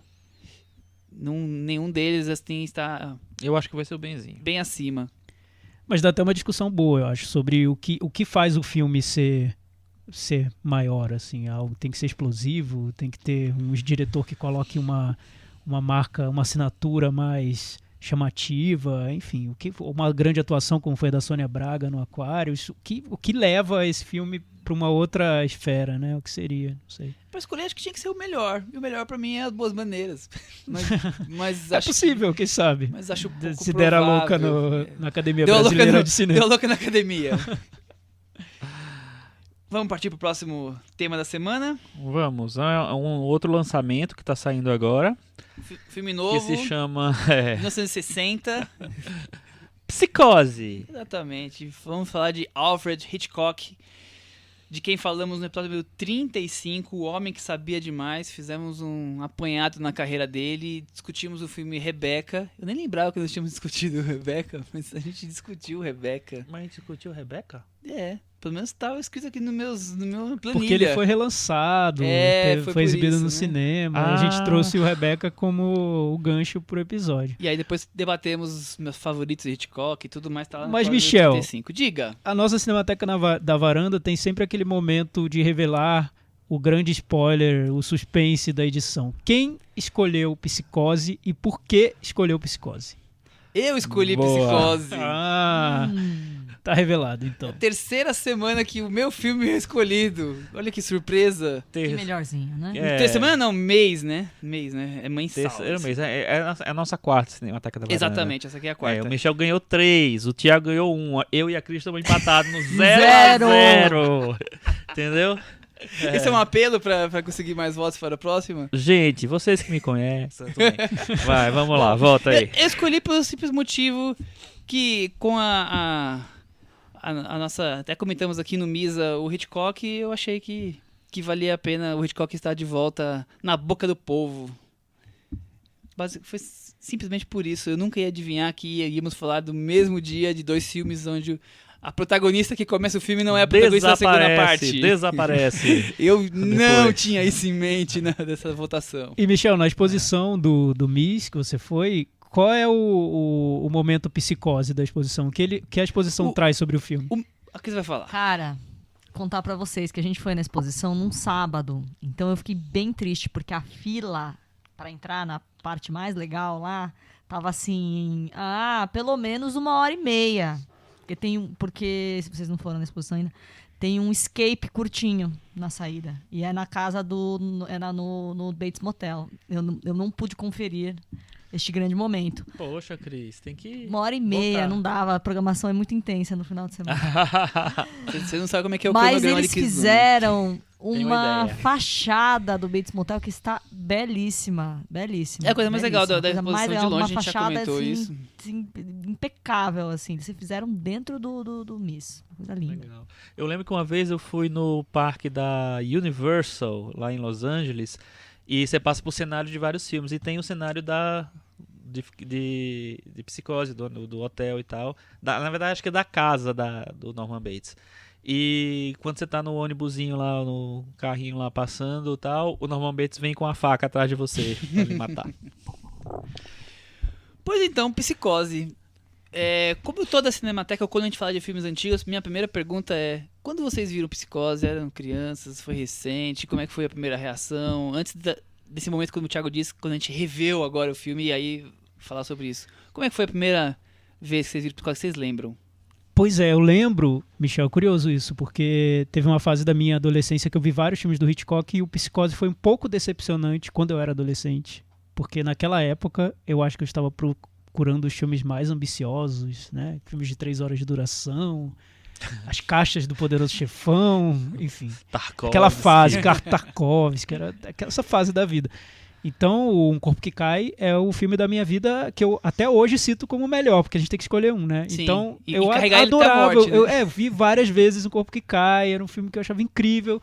Janela Indiscreta eu gostava também, mas eu achava mais simples que Um Corpo que Cai. Intriga Internacional eu era super fã, achava um filme ali de uma arquitetura super criativa e tudo mais. Psicose, quando eu vi e sabia da fama do filme, ok, né? Tá muito bom, bem feito, mas ok. Depois, quando eu revi no cinema, numa mostra que teve. Depois eu revi de novo em casa e hoje eu acho que é incrível, acho que é uma obra-prima que eu não mudaria um minuto do filme. E agora eu revi esse fim de semana. Não só você, o Gus Van Não, Sant também ninguém, não mudaria. né? Ele mudaria, Chico. Ele mudaria. Ele faria em cores. E colocaria uma cena muito polêmica ali no meio, mas Vamos falar sobre essa cena Enfim. no meio. Mas eu acho que é um filme que hoje eu vejo como o grande mérito do filme é justamente a precisão dele, como tudo no filme Milimétrico. porque tinha que ser econômico. O Hitchcock tinha muito pouco dinheiro para fazer, tinha uma equipe que tinha vindo da TV, então tudo ali tinha que ser muito pensado para caber no orçamento de menos de 1 milhão que custou o filme, por incrível que pareça. Locações ali pouquíssimas, mas muito bem escolhidas. Então é o filme do milimetricamente preciso no Hitchcock. E pra mim eu não tiraria nenhuma peça ali de lugar, tá tudo perfeito. Muito bem. O filme custou $800 mil, como o Thiago falou. Hitchcock comprou os direitos do livro anonimamente por $9 mil, arrecadou entre 40 e 50 milhões de dólares nas bilheterias. Chico Firman, qual foi a sua relação com Psicose? Então, teve uma coisa parecida com o Thiago. Eu, na verdade, não estava vendo filme do Tarkovsky nessa época ainda. Ainda não? Mas, enfim, já estava vendo outras coisas. Também foi no meu início de interesse por cinema. Comecei a ver, sei lá, em grande quantidade, muitos filmes, muitos clássicos, muitas coisas. E vi o Psicose num contexto de ver muitos filmes. Também não fiquei impactado porque naquela época eu estava esperando ter grandes surpresas, daquele lá. E aí, o final eu achei, nossa, será que eu gostei disso? Não sei. E como o Thiago também, vou plagiar o Thiago tudo hoje. Você tá um plagiando o outro, tô gostando. Eu vi muito. Eu vi muitas vezes o Psicose depois, várias vezes, em casa, no cinema, eu consegui ver acho que 2 vezes o Psicose. E é uma experiência única. É um filme realmente que é tão bem pensado, tudo é tão bem planejado e tudo é tão diferente do livro, porque o Hitchcock tinha isso, ele pegava livros meio banais assim e transformava em grandes filmes, né? Quase todos os livros que basearam filmes dele são livros que eram considerados, sei lá, pulp, que eram livros mais baratos e tal, e que ele dá novos contornos e novas pegadas para o filme. E eu acho que ele faz isso maravilhosamente. O filme tem essa coisa genial, que é de oferecer uma protagonista para o público e de repente, tchau! Meia hora, vamos lá. Acabou. Agora é outra coisa, galera. Vamos lá partir. E o filme é engraçado que o Hitchcock, na época, em todas as campanhas de divulgação, o Hitchcock sempre foi um diretor que era muito mais famoso do que os seus atores, ou tão famoso quanto seus atores. Então ele era um ícone pop na época já. Então, ele, em todas as entrevistas que dava, toda a campanha de divulgação, ele pedia para que se não contasse os segredos do filme. O segredo final, né, quem era o assassino, e o segredo que a mulher morre no meio. Então, acho que é um filme bem revolucionário para pro coração do cinema hollywoodiano mesmo, de ter a coragem de pegar uma personagem e tirar ela do meio, assim, no meio do filme. E Cris, e você? Qual foi a sua experiência com Psicose? Eu também vi numa fase de começo de cinefilia, de quando você via muitas Tarkovsky? coisas, tá? Quando eu via, enfim. Aí... Mas foi meio que ver pra constar, porque eu já tinha lido sobre o filme, já tinha lido sobre o final. A lenda urbana de que o título dele em português seria O Filho que Era a Mãe. Português de Portugal, né? De português de Portugal. Então eu meio que já sabia mais ou menos como a banda ia tocar e não me lembro mesmo de ter ficado tão impactada com nada, assim. Agora é aquela cena do chuveiro, legal, tal, e aí tem o final. E mais tarde, depois que eu fui entender o impacto dele na cultura pop como um todo. Eu vi já maior, eu aluguei DVD, mas eu já não foi na minha adolescência. Não é um dos filmes que marcou meu crescimento para depois virar cinéfilo.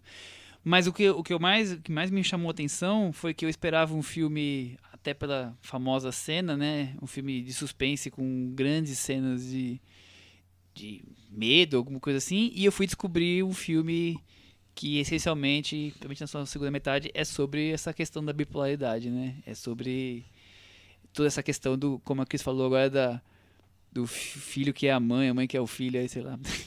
E isso me surpreendeu mais porque eu não esperava jamais, eu não sabia nada além do filme, além da famosa cena, então isso foi foi um outro tipo de impacto. Esperava um filme de suspense, quase um filme de terror, que tem, mas questões psicológicas que me chamaram muita atenção.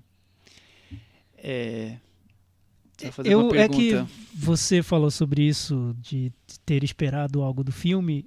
O filme seria meio que um thriller psicológico, no fim das contas, né? Porque trata de um personagem perturbado e ele dá... É como se desse vida, transformasse em cinema as loucuras, essa divisão que existe na cabeça do personagem, do Norman Bates. Mas As o que eu loucas acho, aventuras de Norman o Bates. que eu vejo é que foi um filme que criou muita coisa dentro do cinema e hoje, como a gente já conhece todas essas coisas que foram criadas e já somos acostumados a elas, quando a gente volta à Psicose, a gente exige algo que o filme nem sabia como oferecer. Um exemplo é o Slasher. O Psicose foi meio que um embrião do Slasher, o filme em que um personagem do mal mata várias pessoas, né? Uhum. Então, Um serial killer aí. o personagem do Norman Bates seria ali estaria na pré-história do Slasher. Também é um filme que trata dessas questões psicológicas, de psiquiátricas dentro do gênero do suspense, que depois o Brian De Palma criou todo um gênero a partir disso. Mas isso não existia ainda Pra matar, em 1960. Então, o Psicose criou tudo isso, mas criou de um jeito... Era o começo mesmo. Então, hoje a gente não pode voltar ao Psicose e exigir que seja um filme super sofisticado dentro do gênero slasher. Porque, imagina, ele estava criando esse gênero. Não existia isso. Era um terreno que para o Hitchcock era inexplorado. E o que ele queria na época era muito brincar com quais seriam as reações do espectador àquilo que ele estava apresentando no filme. Esse é outro segredo, né? E até, pegando um gancho do que o Chico falou, o Hitchcock já tinha sempre essa coisa de não pedir ou não deixar que ninguém contasse os finais dos filmes, mas ele foi mais além, né? Ele exigia que as críticas não comentassem certos detalhes da história, que ninguém podia entrar antes da sessão começar e nem durante a sessão não podia sair, que os cinemas tivessem como exigir que os espectadores não saíssem. Quer dizer, ele criou todo um universo ali do tipo, não conte nada para as pessoas, né? Só deixa as pessoas mais intrigadas. E eu fiquei mesmo um pouco com isso. Se você ficar revendo muito o filme, a questão do surpresa vai, claro, se dilui completamente, né? Não existe mais. O filme não é só isso. Então essa é outra coisa que deixa o filme essa obra-prima que ele é. Essa coisa incrível. Mas essa preocupação dele é muito importante pro filme, pelo menos na bilheteria, digamos assim, né? O Hitchcock, eu acho que é assim. ele era conhecido por isso. Ele era quase um estudioso do comportamento do espectador. Ele queria provocar o espectador. Isso tá em todos os filmes dele, em todas a maneira como ele constrói o filme e a maneira como ele lança os filmes.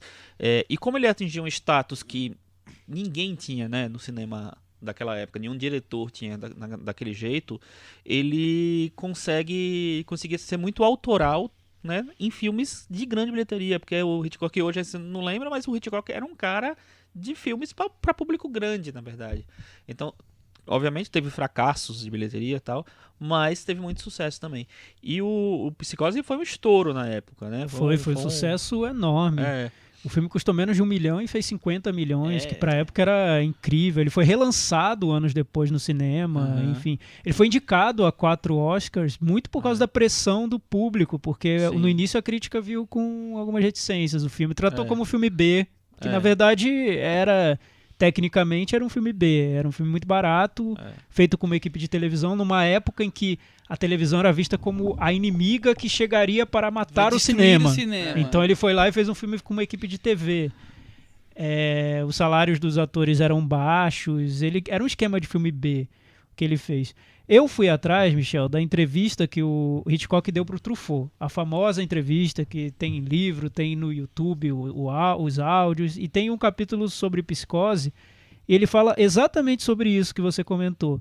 O Truffaut pergunta se ele sente orgulho do filme e tudo mais. Ele diz que nem leu o livro, porque ele achava o livro tão horrível, que todo mundo tinha recomendado que ele não lesse, ele nem leu. Então ele não leu o livro. E o Truffaut até fala que o Truffaut acha o livro péssimo, e disse que o livro desonesto, trata o personagem de um jeito absurdo.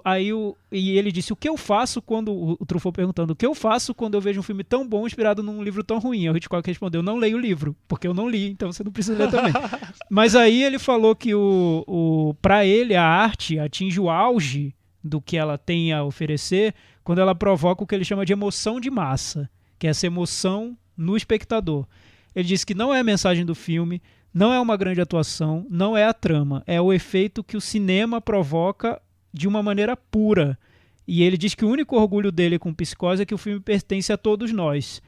Ele diz que o importante para ele é ver como o público vai reagir e se ele vai ficar imerso no filme. E nesse caso ele disse que cumpriu perfeitamente o que ele queria, porque ele viu que virou um sucesso, as pessoas queriam rever o filme e durante as sessões elas estavam entregues ao que ele queria realizar.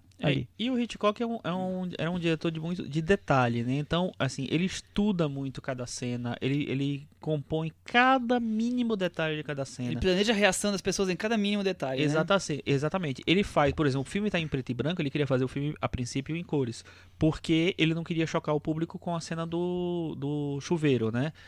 Então, ele não queria que as pessoas vissem o sangue vermelho. Então, ele faz tudo preto e branco, lá o sangue fica preto. Até porque é calda de chocolate. Exatamente.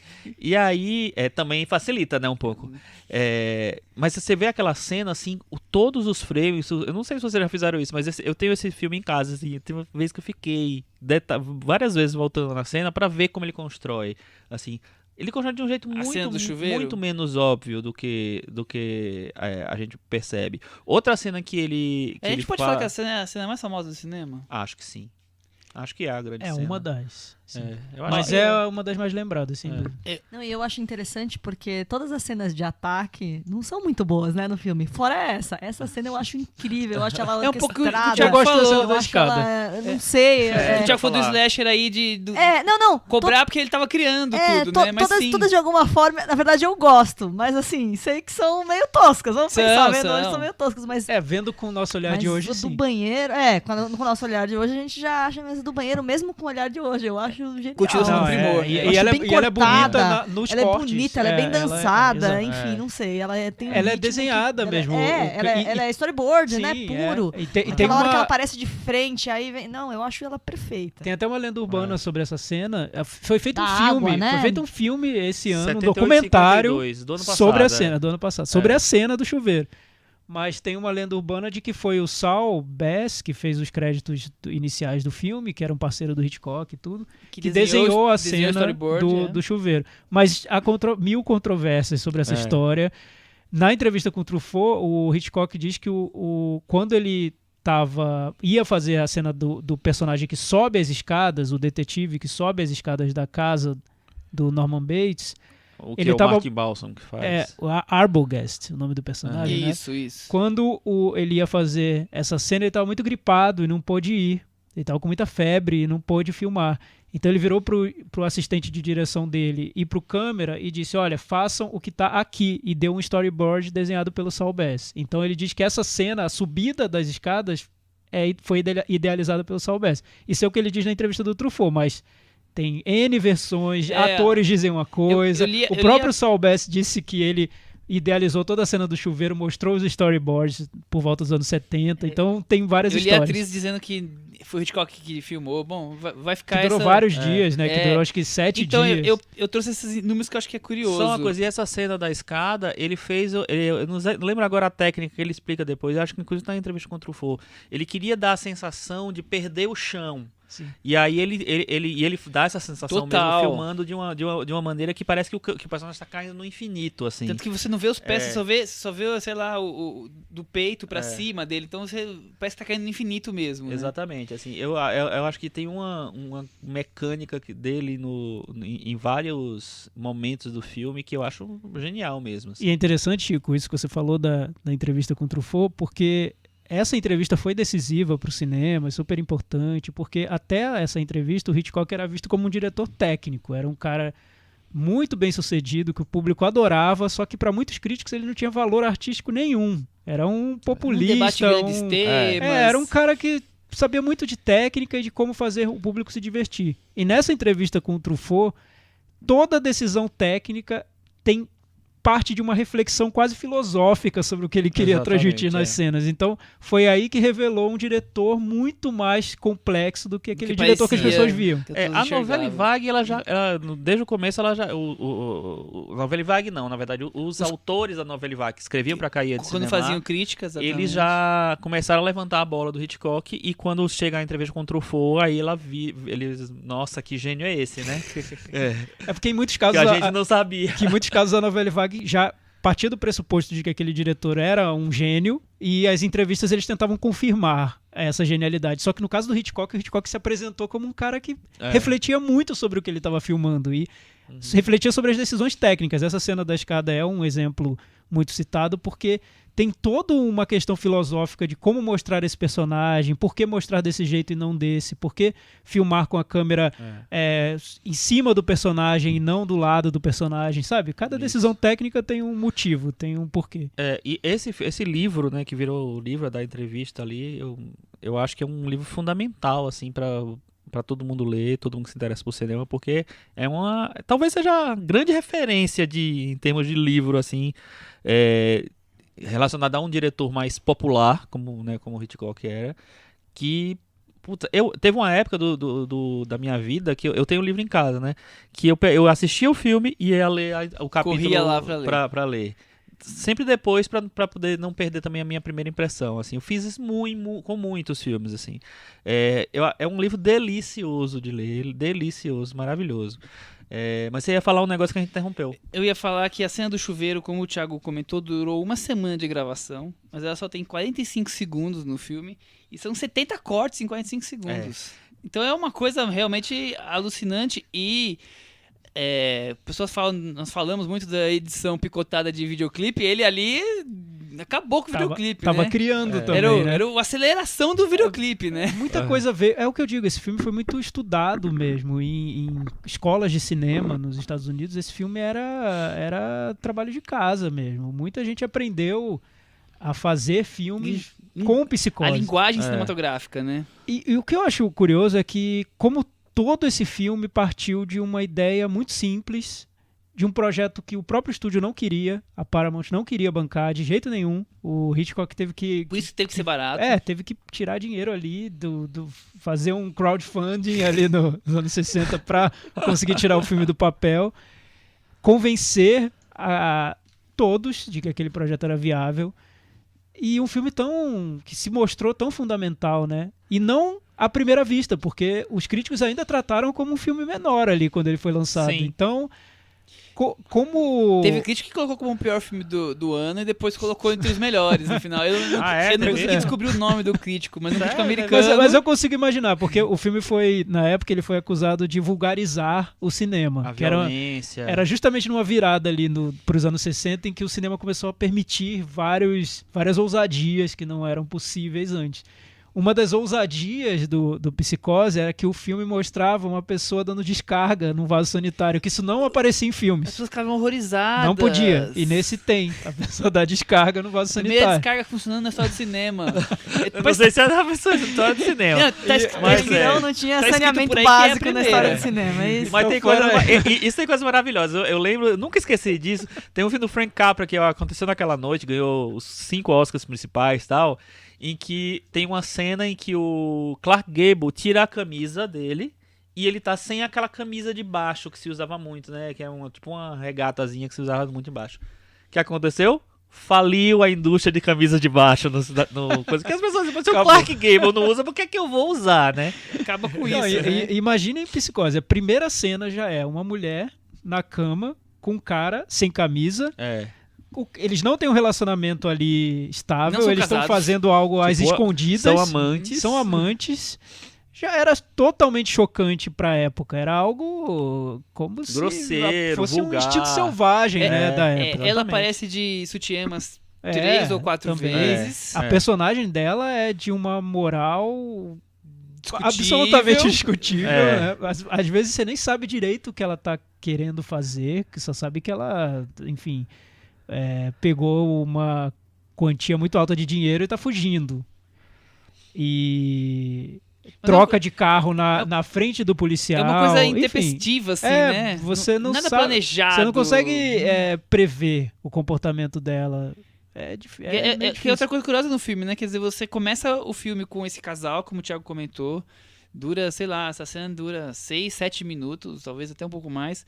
Então é longa, deles conversando, você começa a entender quem são aqueles personagens, depois parte pra sequência onde ela trabalha, né? E dali você já começa a... Peraí, aquela mulher tem um relacionamento que não é aberto pra sociedade, depois agora tá cobiçando dinheiro alheio, né? Mas ao mesmo tempo faz tudo sem grandes planejamentos, simplesmente vai a coisa acontecendo, quer dizer... Tem uma longa sequência dela dirigindo ao som de Bernard Herrmann. E não com só diálogos isso é incrível, outra coisa rolando incrível em no off. filme. Como ele consegue deixar o filme ágil, porque ela tá ali, dirigindo, olhando pra câmera, e diálogos estão como se estivesse acontecendo naquele momento, e mais de um diálogo, né? Não é. São 2, 3 lugares ao mesmo tempo acontecendo, e como o filme tem um dinamismo só ali no começo. O trabalho de som do filme é impecável, e a trilha do Bernard Herrmann não vai nem falar, porque é tipo a mais famosa da história do cinema, apenas. Dizem que o Hitchcock não queria trilha na cena do chuveiro, e quando ele ouviu, ele falou... eu vou pagar o dobro. Ele aumentou o salário do... porque ficou muito melhor. Eu vou usar e vou te pagar o dobro. Pois é. Porque aí é a diferença do Hitchcock para algum outro diretor da época com ambições mais, digamos, artísticas, né?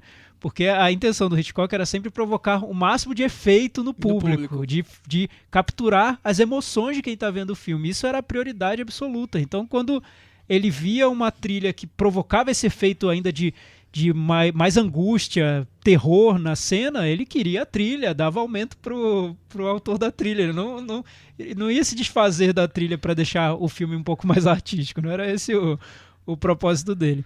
O que me impressionou vendo agora é que algumas cenas muito específicas ali na escolha de locação e de planos dão um tom às cenas que parece até expressionismo alemão mesmo. O pântano com o carro afundando, todo negro, em tons de cinza ali. Muito bem construído. A casa do aquela do coisa Norman que Bates. ele para de afundar de repente, né? Você fala, o que vai acontecer? E ele mostra o carro afundando, e quando volta pro rosto do Norman Bates, ele tá num fundo que parece até que é um fundo cinza com alguns desenhos. Parece algo de quase um quadro expressionista mesmo. Tem algo de fantástico ali, não é realista. E aquela coisa de olhar do hotel pra casa, é aquela coisa meio macabra. Não tem neblina, mas é como se tivesse uma neblina ali, meio nebulosa. Ali, e o caminho do hotel pra casa, que parece que você entra numa mini selva, né? Parece que você entra no trem fantasma, né? Tipo assim, eu acho muito incrível. O filme... Como você falou, assim, ele não foi tão muito bem recebido de cara. De cara, mas ele teve 4 indicações ao Oscar. Tudo meio café com leite, porque o pessoal queria meio só que dizer, beleza, vamos mandar. Uma foi fotografia, a outra foi direção de arte, né? Acho que 2 fundamentais. A Janet Leigh concorreu como melhor atriz coadjuvante, e ela ganhou o Globo de Ouro, melhor atriz coadjuvante. E o Hitchcock foi indicado para diretor. Ficou puto porque não foi indicado para filme, né?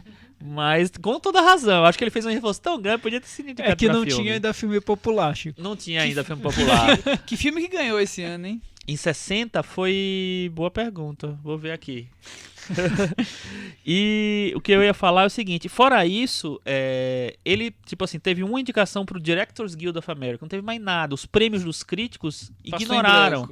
Sabe? E, tipo, tinha crítico de Nova York, o National Board of Review, todos já existiam nessa época, eles ignoraram. Não era um filme pra prêmio, não era um filme pra considerar lá entre os melhores do ano. Era o Corra dos anos 60, o Thiago. Era o Corra. Não, se bobear, em comparação, o Corra foi mais respeitado que o Foi, com certeza.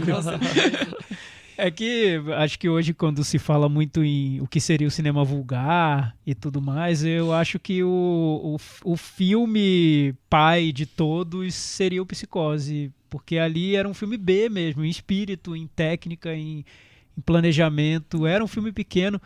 Essa era uma heresia usar a televisão para fazer cinema, que hoje a gente vê como uma bobagem, né? Uma equipe de TV fez a série da HBO, agora faz um filme. Na época era Uma coisa era uma absurdo, coisa, né? outra coisa era outra coisa. E o Hitchcock foi lá e misturou tudo. Desprestigiando, né? Enfim. Naquele ano ganhou um grande filme também, que foi esse Meu Apartamento Falasse, do Billy Wilder. Mas a importância desse filme para o cinema em relação à psicose... Mas foi um mas filme... já foi era... um filme maravilhoso. Já era é um um filme ano... maravilhoso. Quais foram os outros indicados, Chico? Porque é um Não ano que já tem. mostra uma virada na é indústria. filme forte, né? Então, Sim. mas tem uns resquícios antigos. Tem, por exemplo, O Álamo, que é um filme dirigido pelo John Wayne, estrelado pelo John Wayne também. Tem o Filhos e Amantes, que teve uma repercussão na época. O Entre Deus e o Pecado, que eu acho que ganhou o Oscar de ator, que é o Burt Lancaster, se não me engano. E Peregrino da Esperança.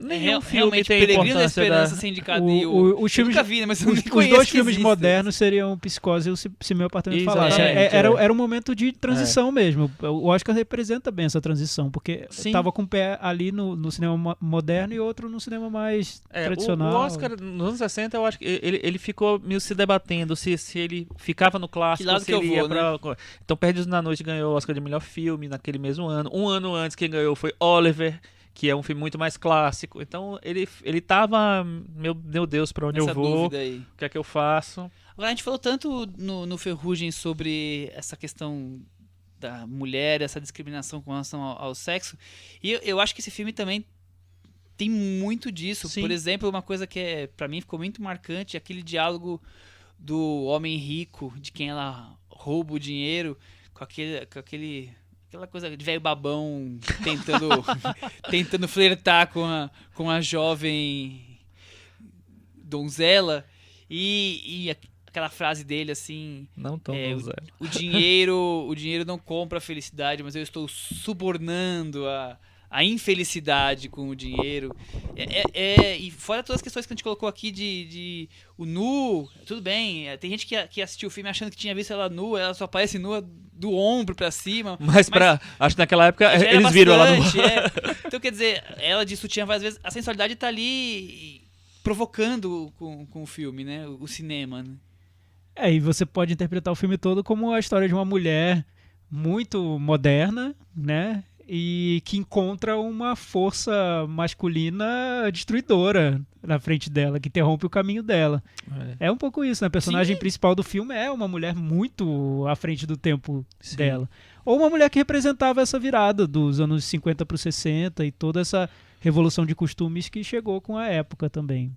E que tem que ser eliminada, né? Que tem que ser eliminada por um psicopata macular a sociedade. que só com sérios problemas psicológicos. Detalhes. E aí, Cris, e você? Não, e a figura e a ideia do Norman Bates também é muito à frente do seu tempo também. Nossa, muito, é, acho total. É muito fantástico. complexo, é muito não. Até porque o filme não gente. quer definir se bem que na cena final ele Aí explica define tudo. Sim, aí é meio que assim. Pra quem não tintim por entendeu, tintim, vamos Vilão lá. revelando seu Desenhar, plano só falta macabro. aquele esquema da investigação, né, que tem nos seriados policiais, assim, agora vamos aqui, como é que a gente vai fazer? Brooklyn Nine-Nine, né? Agora... mas imagina uma época em que isso não era discutido e um filme traz como uma grande surpresa no final. Exatamente, Deixar isso no ar seria um demais, choque. É demais. Imagina Impossível. o choque que isso traz, um personagem tão bipolar com tanto esse tipo de transtorno. Hoje em dia a palavra bipolar é comum. E Eu acho que ele vai além do bipolar. Vai além, porque tem essa questão do gênero. Sim. Hoje, a gente já tem todos esses elementos, os filmes do Brian De Palma e todos os outros parecidos. A gente leva em consideração essa possibilidade de ser, do personagem do Norman Bates, ser a mãe também, né? Por sofrer de um distúrbio. A gente leva em conta. Mas imagina um público que simplesmente não levava isso em conta. Há 58 anos. Era a melhor surpresa possível, porque você não tá levando aquilo em conta. Isso me lembrou, obviamente eu não tive a capacidade de voltar aos anos 60 para saber o que esse público sentiu, mas eu lembrei muito de quando eu vi Sobre Meninos e Lobos, que eu não considerava o fato de que crianças poderiam ter sido os autores do crime.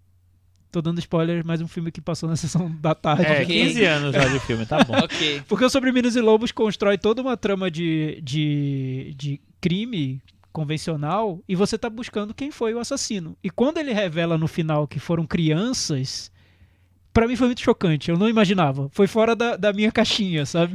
Até porque o filme vai te deixando, falando sobre os lobos, te deixando com a expectativa que tem ali um adulto. Sim, claro. Um grande suspeito ali como ser o candidato a isso, né? Isso tava fora Bem psicopatiano. tava fora da minha lista de possibilidades. Eu acho que nos anos 60, esse distúrbio psicológico tava fora da lista de possibilidades de todo o público. Então deve ter sido um choque Nossa, tremendo. Imagina. terrível. Né? Fantástico. Que história é essa de filho que reencarna a E mãe? até a roupa é meio nessa pegada meio trash Não, é dos totalmente embates, trash, né? É totalmente muito trash. bom. A cena- gente, a cena muito em que bom. ele A cena em se que ele revela é é- demais. Crucial, aquela peruca caindo, aquela coisa.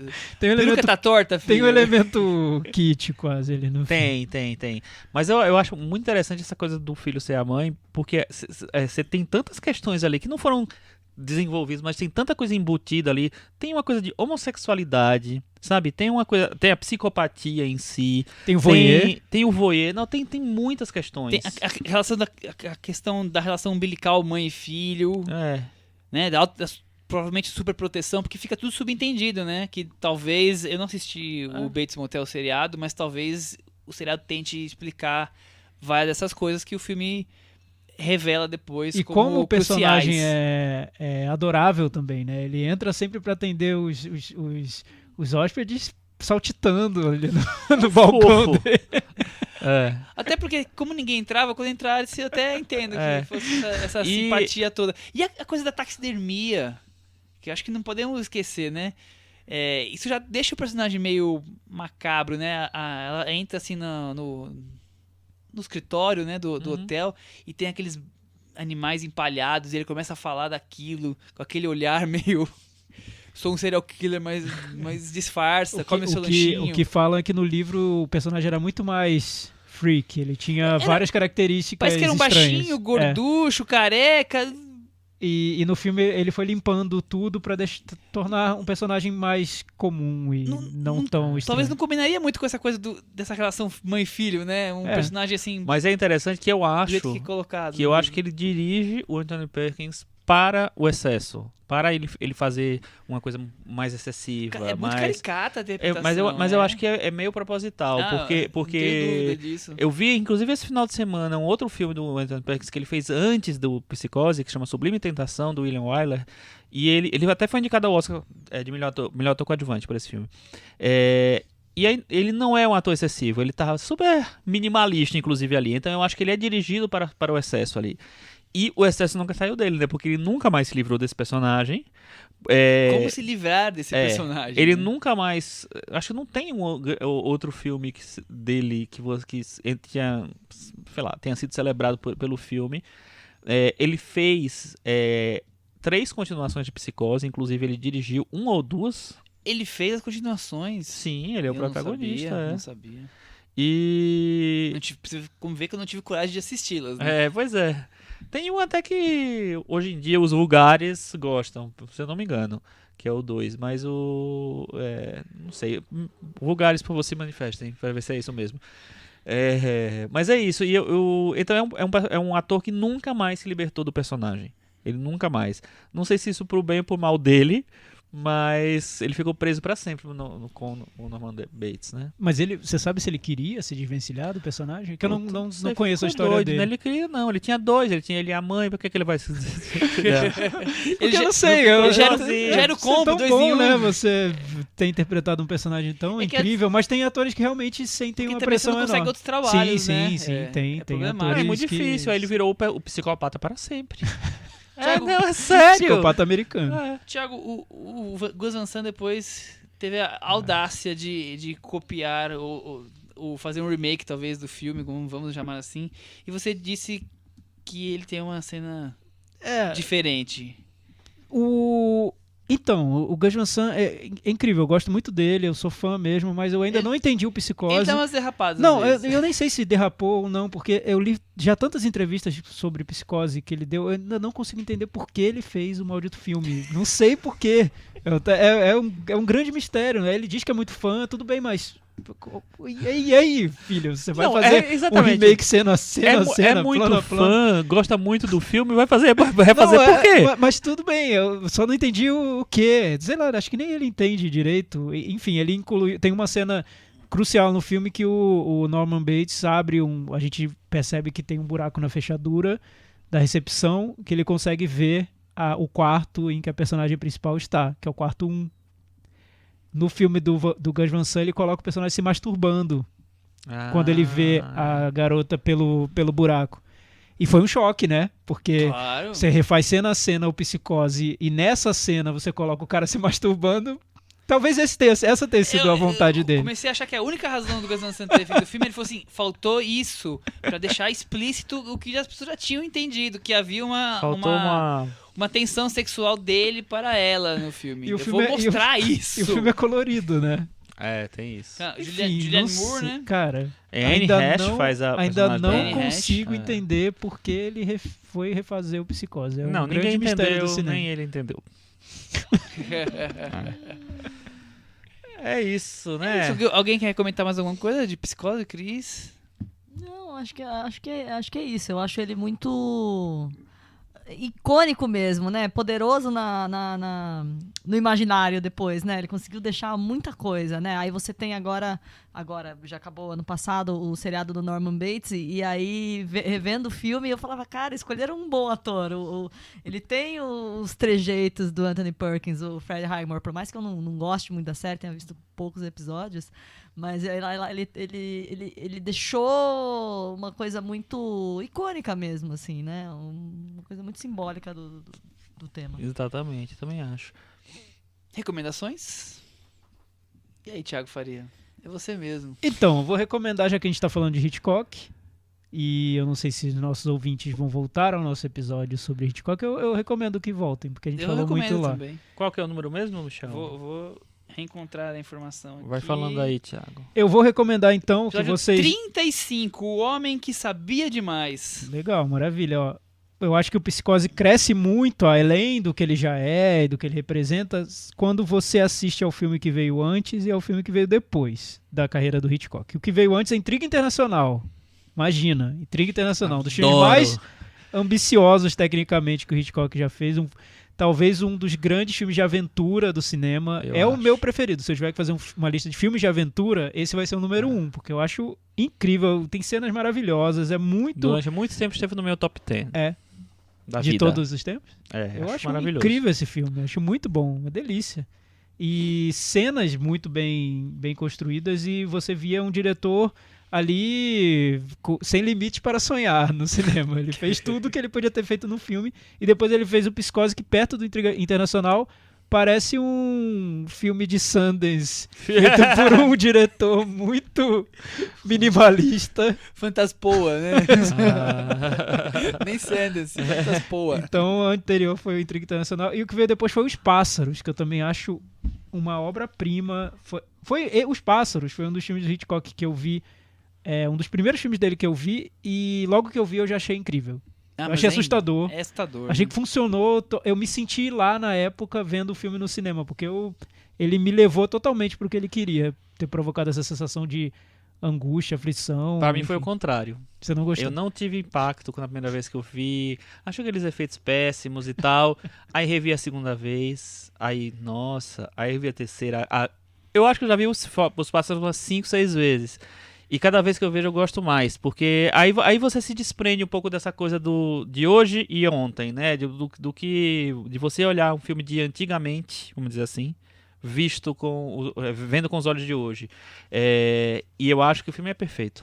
Mas é muito louco, né, Chico? Porque, muito forte. Né, o que provoca. Porque pra mim foi o contrário. Eu embarquei tanto quando eu vi da primeira vez. Eu também, desde a primeira vez, eu não consigo me desprender. Eu achei um filme de terror, o terror primal, puro. Né? Puro. E que vai mexendo com você, né? Inclusive, eu já tinha visto umas 2 ou 3 vezes, e aí teve aquelas sessões de que vira madrugada, e eram 2 filmes, 2 filmes novos, e o último filme era Os Pássaros. Aí eu tava com a Cris, aí, não vamos ver Os Pássaros, porque é 4 da manhã vai começar, né? Tudo bem, então vamos ver, vamos embora. Aí, deu 4 da manhã, Cris, vamos ver só um pedacinho? E aí, eu fui embora quando acabou, né? Depois de ter visto, sei lá, quantas vezes já, né? Quer dizer, te amarra, né? Não tem jeito. Incrível. Que sequência, hein? Sim, é isso. Sequência. A dica. Já aproveitando que o Thiago deu essa sugestão Brecha? de coisa, tem a chance de ver, ainda é em dezembro, porque o negócio começa agora, mas é só em dezembro que vai passar O Corpo que Cai no cinema de novo. Tem muita chance de ver o Corpo que Cai no cinema, né? De vez em quando eles estão Que bom, relançando, que bom, parece, né? sei lá. Podia ter uma sessão, É. tipo a sessão lá do filme do Alain René no Belas Artes, ser o Corpo que Cai. Pois Tá sempre em cartaz, quem podia quiser ser mesmo, entra, quem não quiser, clássicos né? passando. Passa toda terça-feira Então. da hora, assim, por 10 anos. Né? A nova temporada do clássico Cinemark, na verdade, começou o mês passado, em agosto, com Grease, né, nos Tempos da Brilhantina. E tem uma sequência de filmes bem interessantes nos próximos meses. Esse mês, dia 25 de setembro, passa Por um Punhado de Dólares, do Sérgio Leone. Em outubro, final de outubro, passa O Rei Leão, com áudio original, legendado. Em novembro, O Bebê de Rosemary, que a gente viu, inclusive, esse ano, no começo do ano, né? Foi. Deve ser essa Copa restaurada, inclusive, que a gente viu. E em dezembro, dia 18 de dezembro, Um Corpo que Cai. Então, que aqui que a Cinemark acho que se chama O Corpo que Cai. Enfim, tudo bem. Mas assim, chance de ver esses filmes é sempre muito bom, né? Quando eu tenho uma chance de ver um filme antigo, Pô, a importante pra Cinemark história do cinema. foi errar justamente um título em português que eu acho tão bom. O Corpo que Cai. Eu acho Um Corpo que Cai um título em português ótimo. Eu gosto também. O título original eu acho muito bom também, Também. Vertigo, mas Um Corpo que Cai é muito bom, é poético, é lindo. É complexo, né? Tem começando a CCBB uma mostra de filmes de monstros, acho que também é bem curiosa. Acho que vai passar em todos os CCBBs, eu não sei ao certo, mas fiquem Que ligados. já passou no Rio. Já passou no Rio, tá chegando então... Não sei se foi CCBB no Rio, acho que foi a Caixa Cultural, não tenho certeza, não não sei. posso falar por Quem baixo. quiser, vá ver que são filmes bem, bem interessantes sempre, já que estamos falando de cinemas clássicos hoje, né? E eu queria terminar com... Acho que aconteceu uma coisa muito pesada ontem e eu vou dizer para vocês, recomendação, frequentem os museus, cobrem do governo a preservação, o fomento, não só de museus, mas da cultura como um todo, que nós não podemos perder a nossa cultura e esquecer do nosso passado. É isso aí, até semana que vem. Tchau. É isso aí.